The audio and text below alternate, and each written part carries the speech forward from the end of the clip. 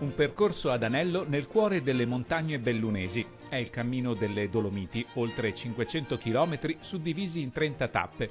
E non di solo trekking si parla, ma di un camminare nella quiete e nella natura, su strade e sentieri poco battuti, alla scoperta delle vallate e dei borghi più autentici di questo angolo di Veneto. È un cammino che è stato pensato per itinerari battuti, non complicati e quindi che non richiedono attitudini alpinistiche, ma solo la volontà di camminare, il piacere di camminare. Esiste una rete dell'ospitalità costituita da oltre 150 operatori che potranno dare adeguata assistenza ai percorritori del Cammino delle Dolomiti. Una riscoperta in fondo del modo più antico di viaggiare, camminando, con un potenziale turistico per nulla trascurabile, al punto che la Regione Veneto ha deciso di promuovere il Cammino delle Dolomiti inserendolo all'interno del progetto Cammini, il Veneto a piedi e la poesia del viaggiare. Non puntare soltanto sulle destinazioni già conosciute e classiche, come possono essere ovviamente Venezia, Verona, ma pensare a far conoscere e scoprire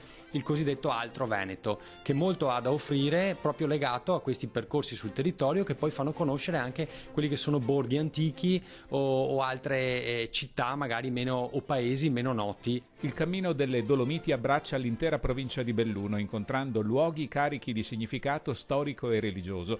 Non a caso, partenza ed arrivo sono qui, al santuario dei Santi Vittore e Corona, sulla cima di questo colle che domina la Conca Feltrina. I feltrini lo considerano il centro religioso loro, perché è qui che si incontrano, il loro ritrovo è qui. Raccoglie un po' la storia di questo ultimo millennio, raccoglie l'arte e poi la religiosità.